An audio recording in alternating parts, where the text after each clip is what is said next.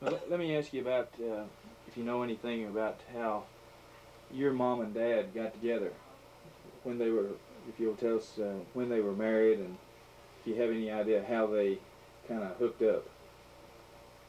Well, I can't put nothing specific any one particular thing about their acquaintance to start off with. The only thing I do know is this: uh, they uh, they lived in the same community when they got acquainted. Where was that at? That's right out there in the country, out there on Jackson's place, around in that area. See, Grandpa Ritchie, he rented land to work his crops on from Jackson's, mostly from, well, I'd say from about the time that I was born, I guess. And because I remember going and staying all night over at their home different times when they lived over about a mile or a mile and a half from where we lived. And but the funny thing about, I guess I would add into that relation and courtship of Mother and Daddy. Mother had been dating and going with a young man in that community, and he was kind of a cripple. I don't think I'll call names. It might be embarrassing to some of that other man's family, but anyhow, he's dead now too. But anyhow, and then Daddy went to going with her, and she broke up, and and her and Daddy went to dating then.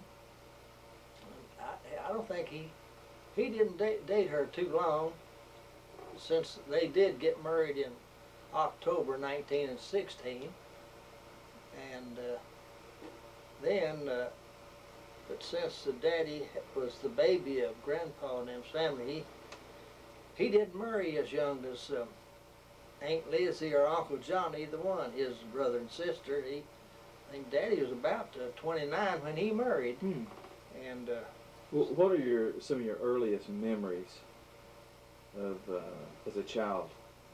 Well, with your family?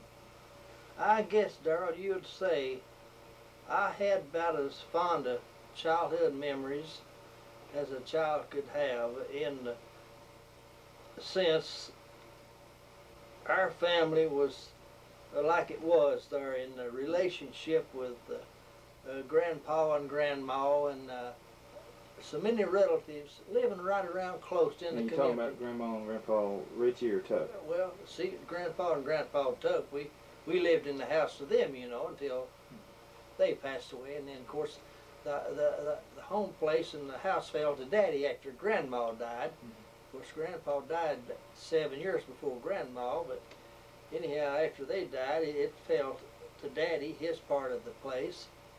And of course, there was Grandpa Ritchie and his big family. They was an awful lot of enjoyment and support to be around. They every time Pa Ritchie would come over there at our house, he'd get on Mother and them to let him take me home with him, since I was the oldest grandchild and all that of the family. Was he a farmer?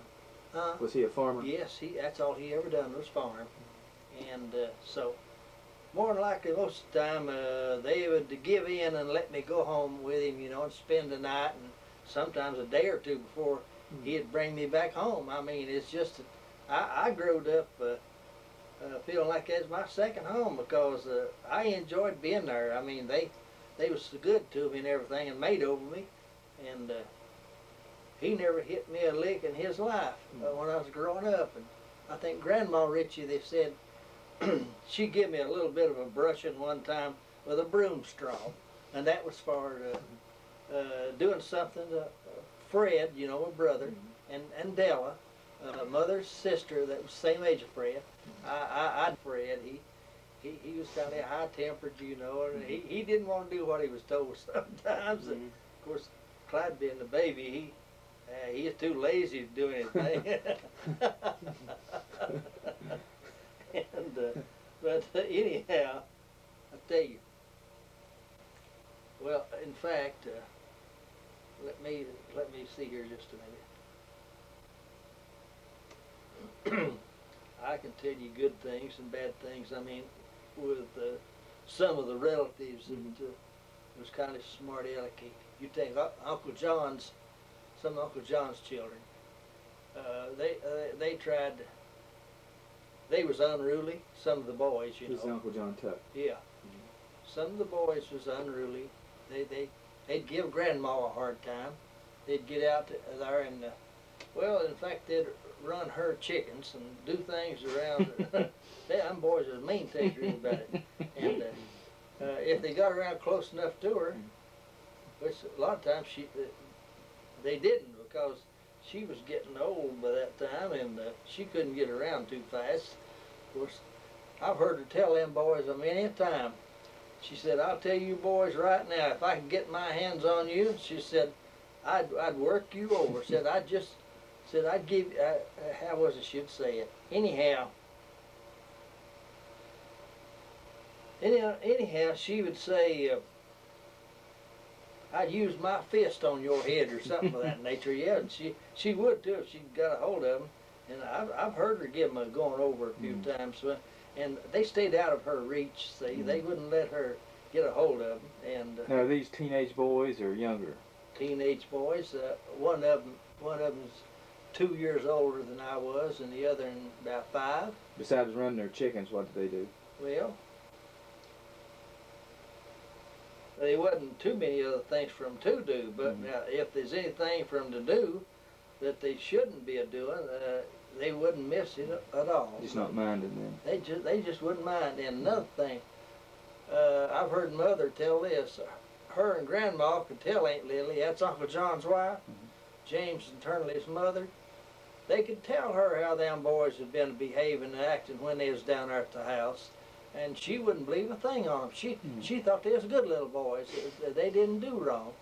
Now, I've heard Mother tell that many times. She said, "I'll tell you right now, there wasn't no use to tell on them, that their mother wouldn't believe a thing you'd tell her." And that's just about the way it was with them too. And now, of course, you take Frank and Gerthy. They were older. They was already out there working, and they never got the name of being unruly and giving their grandparents or anybody a hard time. They really worked. And well, what was when you were a kid, let's say 8, 9, 10, 11 years old, somewhere like that, what was a kind of a typical day? Well, I started the school just about when I was between 7 and 8 years old. I had to wait around a little while till Fred got big enough to go to school with me. And but if school wasn't going on, Y'all only went, what, 2 or 3 months out of the year? no, we went to about as long as you all do now. Huh. I believe it's 8 months we went. Okay. And but in the summertime, we enjoyed being out of school in summer. In fact, we was either out there playing or working, one or the other. In fact, we was pretty well occupied all the time. There wasn't much time wasted. In fact, Daddy always had us working in the field, and every time when we got up a little older, big enough to play ball, we'd get out there in the front yard, me and Fred and Clyde would. We'd, if we couldn't make a ball, we'd get Mother or Daddy one to take this yarn strings, you know, and make us a pretty hard ball out of it by winding it tight, and get out there in the front yard. And the funny thing, we would take a time about a batting. Say, for instance, one of us would get up here, we'd fix us a place for a home plate. One would get down here a little ways for it to pitch the ball to us. And then there'd be one get behind for the catcher, you know. And of course, who was pitching had to run the ball down when the one hit it out past him. Sometimes we'd have maybe another boy or two over there that lived around close, get over there and play with us, and we'd put them in the field part of the time, you know, to catch the ball or throw it back in when we hit it. And we would do that a lot, play that ball And on top of that, well, we'd get out there and naturally climb trees and play in the woods and this thing and that thing. And after I got up nearly growing, that game was created. You heard us talk about PAG. It was awful popular along in the mid-30s and around up post 1940. That was a pastime, and we really enjoyed that game because we was up big enough that we could enjoy hitting that PAG and hit it a long ways too. And in fact, even a man as old as Earl Kelso, Barbara's daddy, and Jake's daddy, he'd come over there on Sunday afternoons, and there'd be different married men as well as single boys there playing that game of PAG. Now, how'd you play PAG? Well, you cut you out a stick, about that long, a round stick about as big around as a broom handle, and you sharpen it bevel on one end. Then you turn around there and you cut you a stick about 3.5 to 4 feet long, and you lay this PAG down on. In other words, you lay a stick down on the ground here, and you lay this PAG right across this stick. It's on the ground, and it's kind of pointed slightly upward. Okay, the object is to take this long stick that you cut and hit this one on the end and make it bounce up. You hit it and it bounces up, and then when it gets up here high enough, you'll draw back and swing and hit at that PAG just like you would a ball.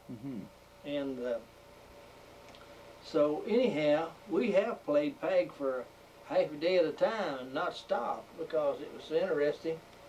And so it was just, then we got from that into making homemade wagons and getting out in the woods where we could clear us out a little roadway. And we'd take these, sometimes we had to make our wheels out of wood. Sometimes we could find other kind of wheels to make these wagons out of. They didn't have no sides on them. You could just get a wide board and use something for axles and put these wheels on it and get out there and ride downhill in the woods. You can pull it back to the top of the grade, and then you get on it and ride it back down to the bottom again. And you created a lot of your own games back then. You didn't have to worry about having something to do. It was really fun to. A lot of the cousins and stuff would always come over on the weekends too, wasn't it? Oh Lord, yeah. I'll tell you what, at one time, Grandma Ritchie would come over at our house and bring a bunch of her kids you take from Moe's on down. It was unbelievable. We'd get out there and we'd play different games, and we'd even play jailhouse. There'd be one would be the sheriff, and the others would play like prisoners out here. And the sheriff would get out and catch them, and would have a certain location for the jailhouse, which they could walk away if they wanted to, but you wasn't supposed to break the rules and get out of that designated place where we had the jailhouse. And Mose Ritchie was one of the worst prisoners I ever seen in my life. And another thing about him, we'd play blacksmith. In other words, the biggest part of the kids would be, they'd act like there's horses, you know. And in fact, they'd get down on their hands and feet and around through the yard, you know, and just act like a horse and such stuff as that. And that doggone Mose, it'd take two to hold him. When the blacksmith went to shoe him, he'd rear up and just kick with them feet, you know, just like crazy. I mean, stuff like that. And y'all were probably, what, 10, 11 years old, something like that? Oh, yeah. Yeah. Shoot, it was, that house was built about 1892. Daddy was a small boy when that house was built. I've heard him tell it many times. He'd get out there in the yard like a little boy would, pick up some of the old rusty nails that the carpenter had left, dropped down off of the house when they'd be up there, you know, nailed on roofs or doing anything of that nature. And Daddy'd pick them up, and yeah, he told me about his age and all like that. Spider Ritchie and Ben Ritchie and them's granddaddy was the one that built that house. Mr. Billy Presley, Uncle Walter's wife's daddy. And so, but anyhow, Daddy himself was not born in that house. I thought it at one time until he told me all about it. There used to be an old log house out into the back of this house that Bob White lives in that was standing there when Grandpa bought this place and moved over there to this side of the river. And so when see now, Uncle John and Aunt Lizzie was born across the river over yonder where Grandma's mother and Daddy lived. Grandpa and Grandma lived over there, and Grandpa rented and worked his father-in-law's farm, old Bartley Bright, for 7 years before him and Grandma moved to this side of the river, after he had bought this place out here. And so anyhow, Daddy was born in that old log house out there into the back of that one. And also, there was quite a few of the grandchildren. Some of Uncle John's children was also born down there in the house that Bob White lives in now. There's a little room on one side of that house where usually babies was born when they was born in that house. And so quite a few of the grandchildren was born there. And of course, I don't know whether any of Aunt Lizzie's was or not, since they might have been, but since she lived just right up on the hill there, you know where Cooger lives now. That was where she got moved to. Well, I think the first year or two after she married Uncle Joe, I think they lived up on Fort Creek, in her father-in-law's house. Old man Kelso lived up on Fort Creek, somewhere up in there, close to where Ben Ritchie and Jean used to own up there. And but anyhow, after that, well, they of course they built, some of them built the house there where Cooger lives now, and have continued to live there all this time. And she had a fox grape, which was sour grape. She made jelly out of it, and then she had a Concord grape. That was a sweet grape that you could cook and make jelly or other things you wanted to. Then that white grape now. I recall all three of them myself, because I used to go in the garden with Grandma to pick the grapes when they got ready to pick off. And that clear grape, it was mostly used for eating purposes because it was a good tasting grape. And would you believe that grapevine is still living yet and bearing grapes? And it was there way before my time. Like Earl Kelsey was telling Bob, he said, when I was a little old boy come down here, I used to get grapes off that vine. And Grandma, she took care of what she had. I mean, stuff like that. And they had all kinds of fruit trees, Darrell, peach trees, pear trees, apple trees are around there close to the house. It's unbelievable what they had back then. How important was church life to y'all growing up, and where did y'all attend? We attended Bethel Church. Most of the Tucks going back for many, many years were Methodists. Were Methodists, yes. In fact, that's why I can understand, it's like you take like Irene Patterson.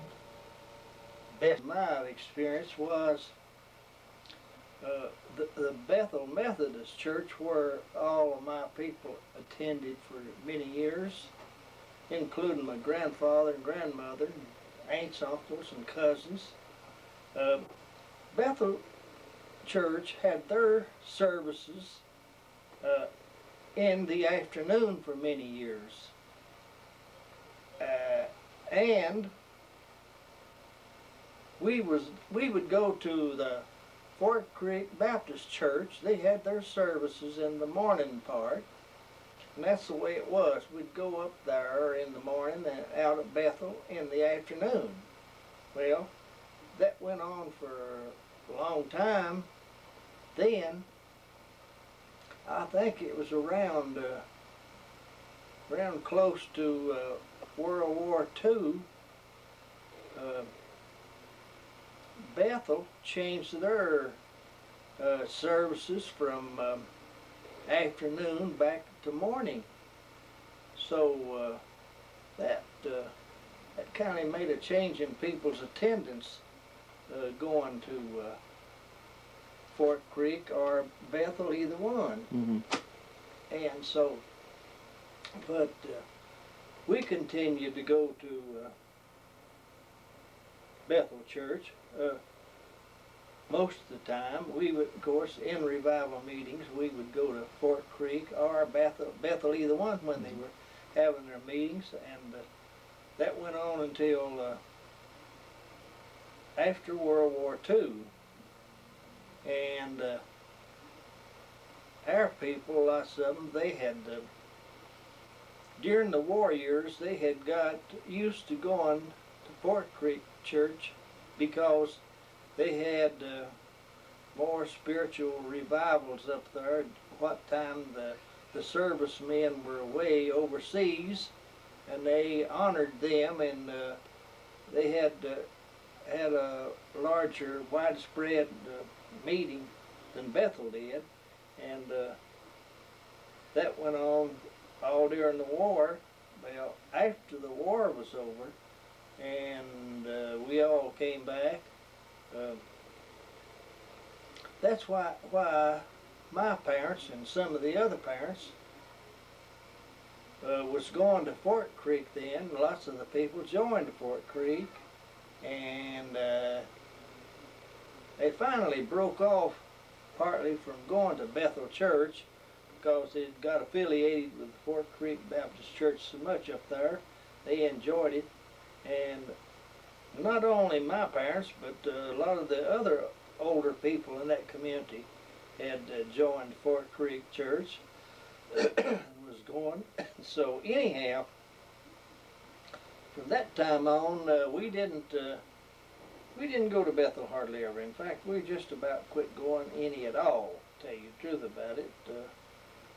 But anyhow, that's the way the thing was there, and so. But there were many people in that community before World War II.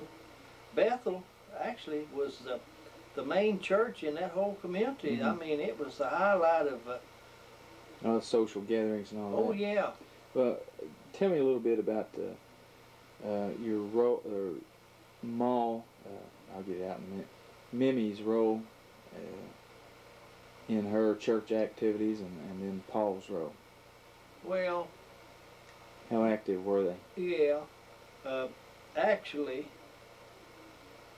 Mother, for a number of years, I guess you would say she was the lead role in our family when it come to spiritual and religious things are happening, because I remember there was one thing that she did there for a number of years I never did forget.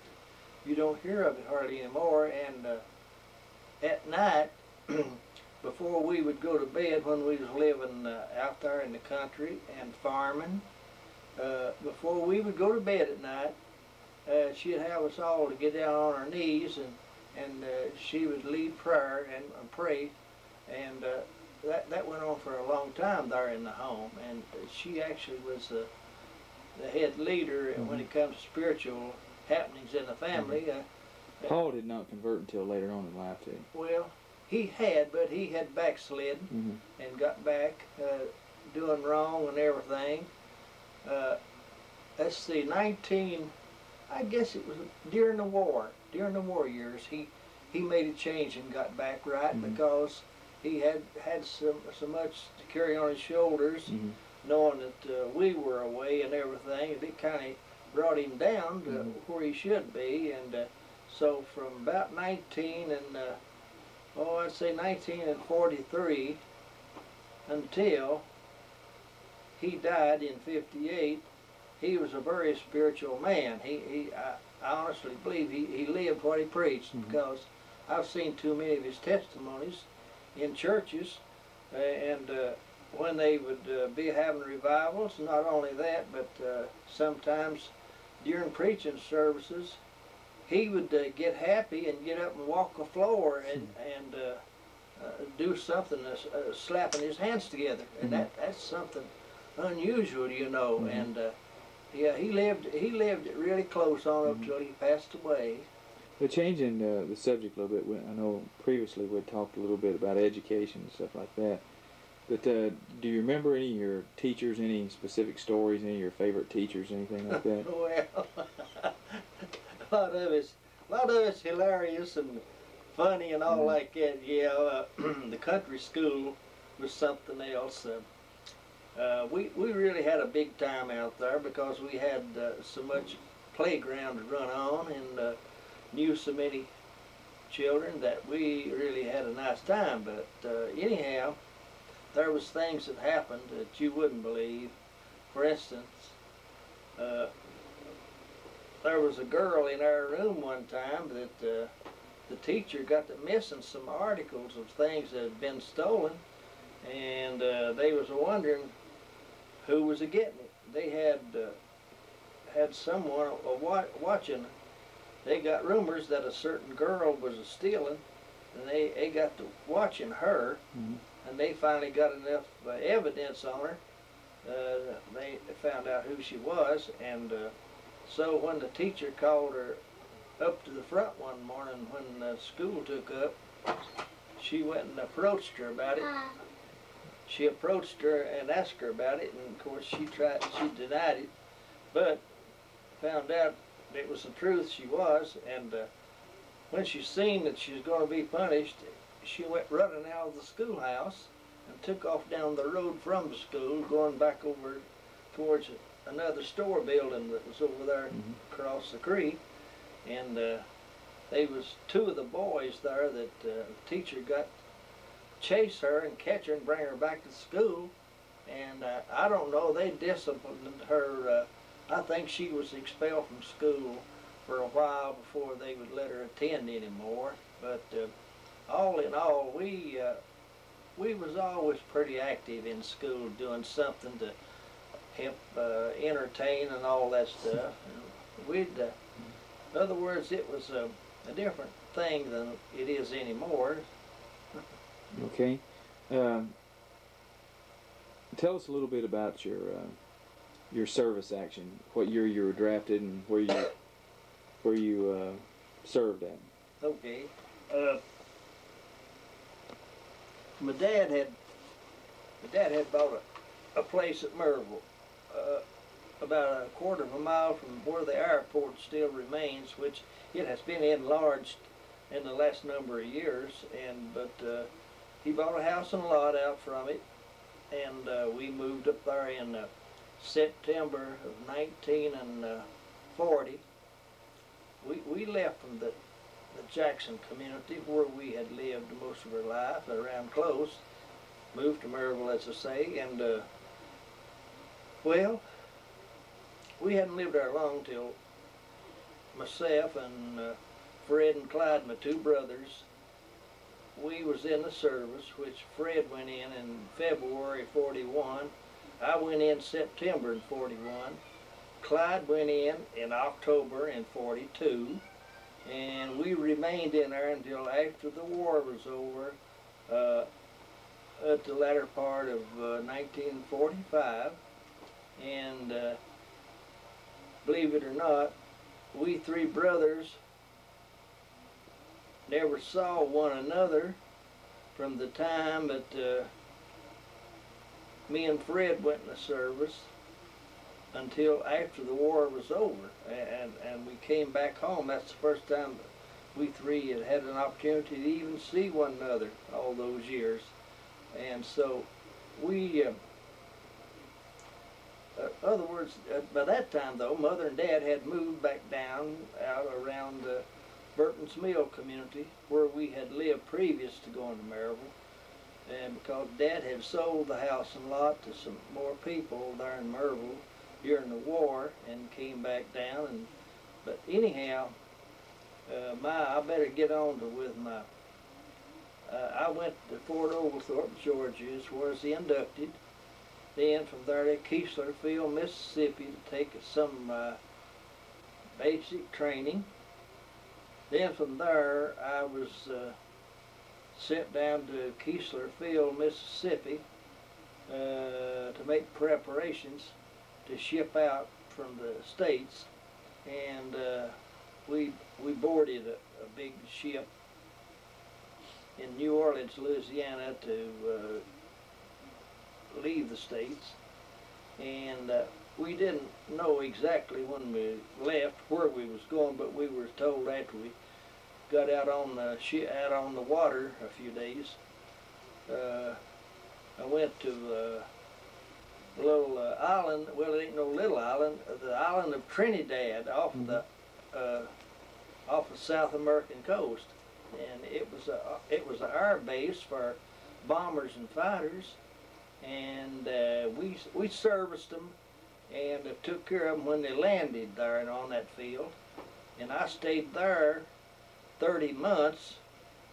Of course, I had other jobs besides that during the time I was there, but anyhow, about 30 months later, I got to come back to the States, even though I'm leaving out a little of, I was at another place or two while I was down in there, but they played a minor part with the island of Trinidad because it was a big British island that the United States had leased for 99 years, really. And so I came back to the States in sometime in '43. I had been away from home for 30 months, hadn't been back to see none of my people or nobody, and that's something hard for the servicemen anymore to understand. They're going through hardships like that and giving up your families and homes and everything to be gone across. And so anyhow, I came back and on a furlough for 3-4 weeks, and then I took some more training out at Fresno, California, Air Base. Then from there, I went to Nebraska and made preparations to leave the States again. And so when I left the States that time, it was I believe the latter part of March of 1945, because I know it was a short time, a little later. The war was over over there in August of 1945, and I went over there in about April of '45 and spent time until the war was over on Iwo Jima, that little island in the Western Pacific.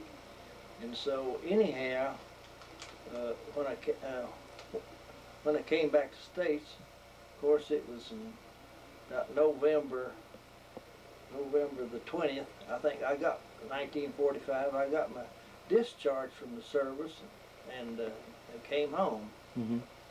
All right, tell us a little bit about your courtship with Mama and how long that was, and how you met her, or who set y'all up, and all that good stuff.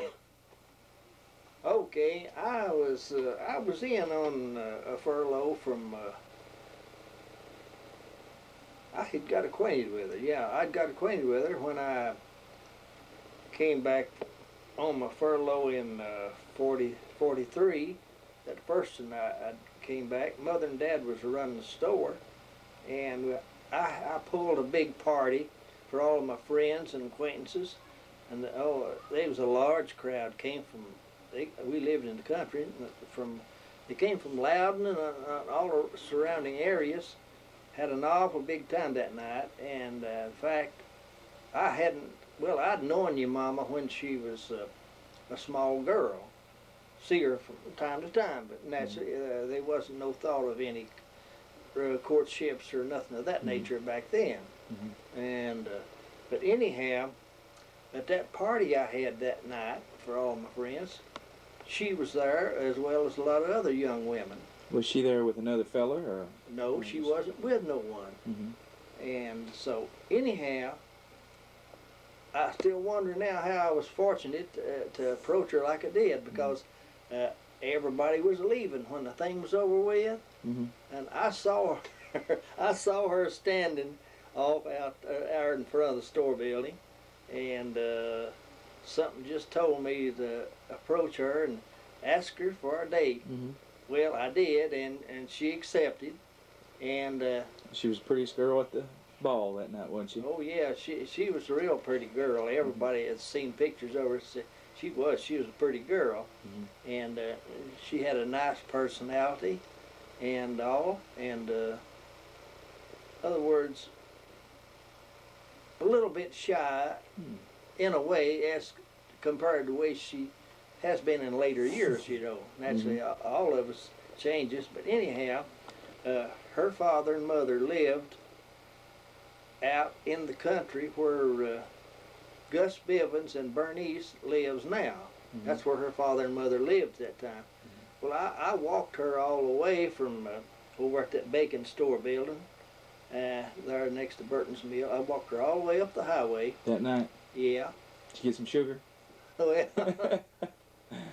I don't remember whether I kissed her on the first trip or not, but now she had her sister Frances walked along in front of us with some other young folks, you know. And of course, me and her kind of stood behind, stayed behind walking. And after that date, of course, it was shortly I was going back to California to take up some more training.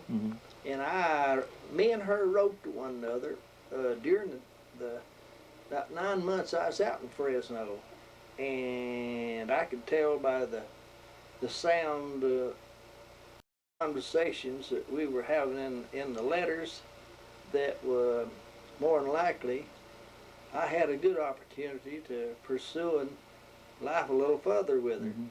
So anyhow, when I came in latter part of that year, I don't know what month it was, I guess it was about September. I came in on another little leave, and that's when I made preparations, to go over in the Pacific. And a little thing here it's a funny thing to tell now. I was going to get to stay up in Nebraska about 2 or 3 weeks before we shipped out. Okay, our outfit was in Nebraska, and it's in a little town they call Exeter. It's close to Fairmont, Nebraska.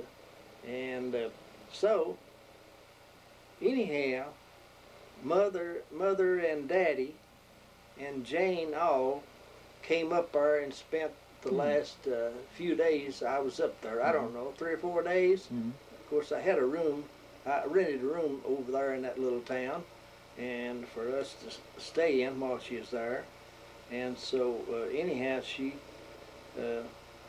come up, and her and Mother and Daddy stayed over there. They had them a room, and me and Jane had one, and we could cook and eat in that little place.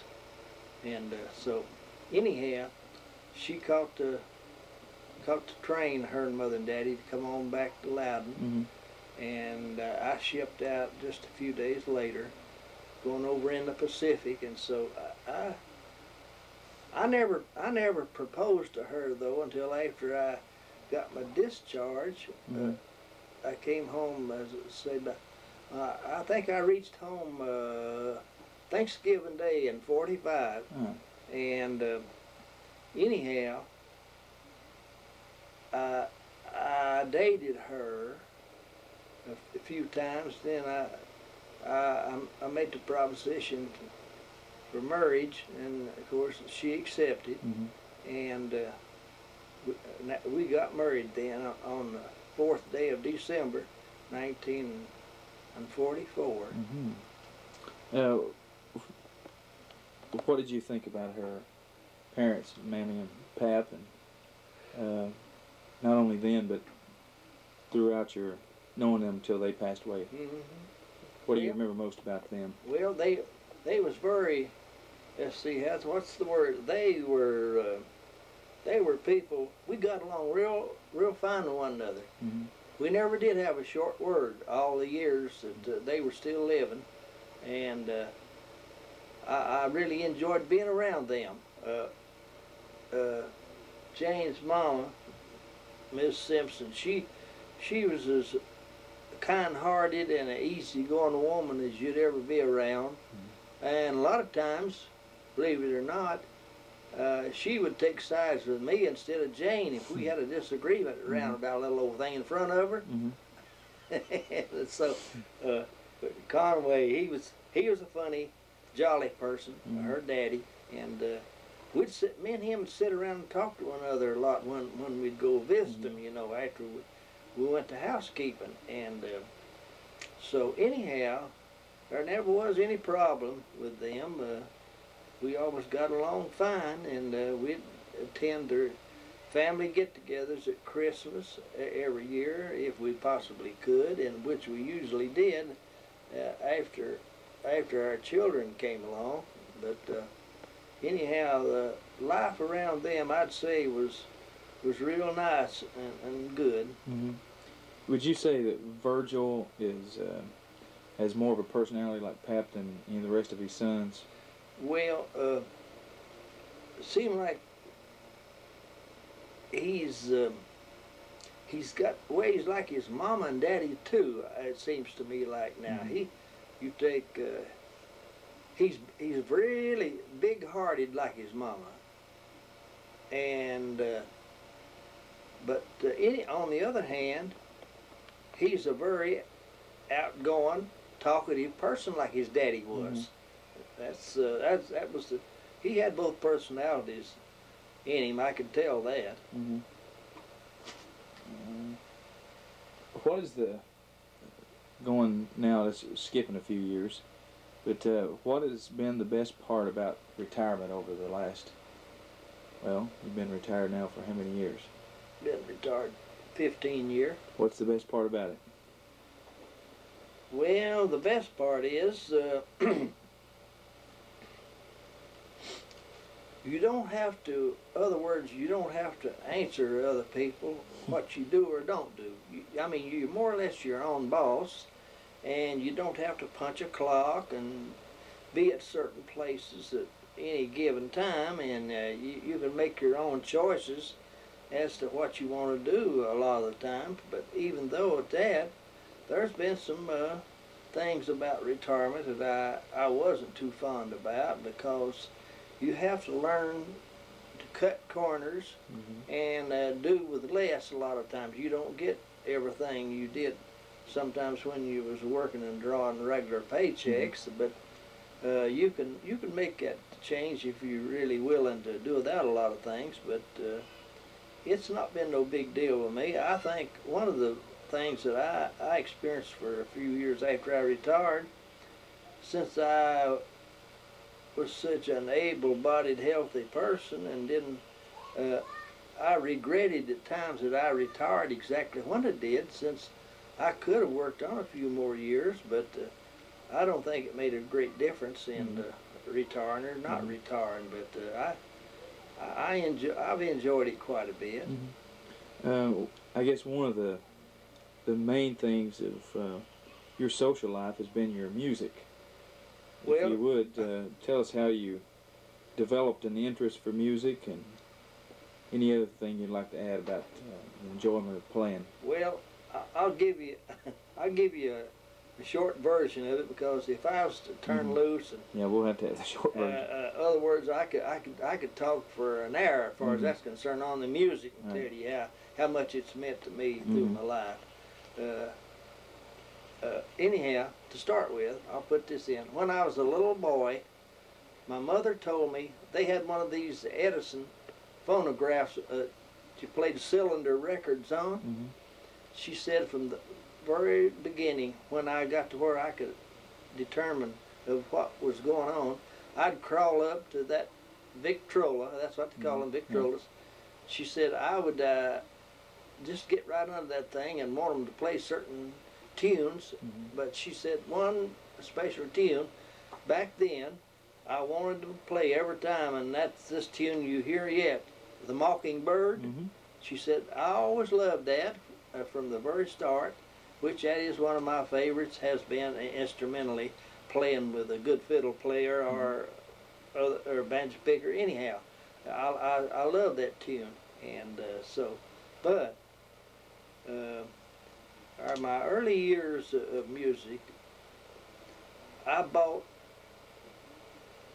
Clyde a mandolin. He hadn't got old enough to work to buy him an instrument, and I was working at Miss Betty Bacon's, and I took some of my money and bought him a mandolin, which I'd already had a Sears and Roebuck catalog. It didn't cost but $4.98, and it was a silver tone.